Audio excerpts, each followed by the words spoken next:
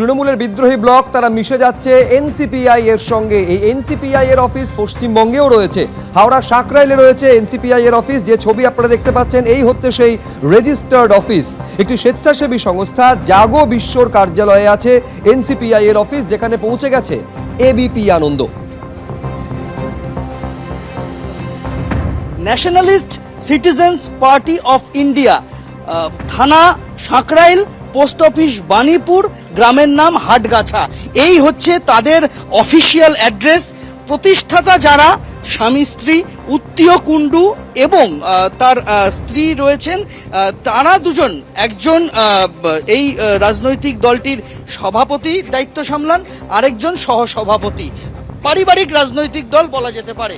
আর তারাই 2023 সালে এই হাটগাছা গ্রাম পঞ্চায়েতে এখানে এই এনসিপিআই এর প্রতীকে মীরা সোরেন নামে এক তরুণীকে ভোটে দাঁড় করিয়েছিলেন এবং তিনি বেশ কিছু ভোটও পান, যদিও জিততে পারেননি। তার প্রচারে শিউলি কুণ্ডু, এনসিপিআই এর যিনি সভাপতি, তিনি একেবারে প্রথম সারিতে ছিলেন, সেরকমটাই বলেন স্থানীয় মানুষজন।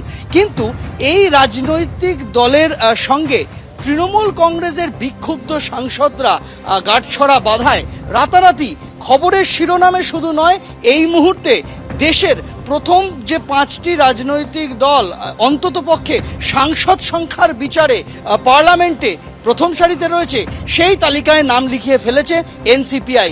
দীপ্তেন্দু চক্রবর্তীর সঙ্গে সন্দীপ সরকার, এবিপি আনন্দ, হাওড়া।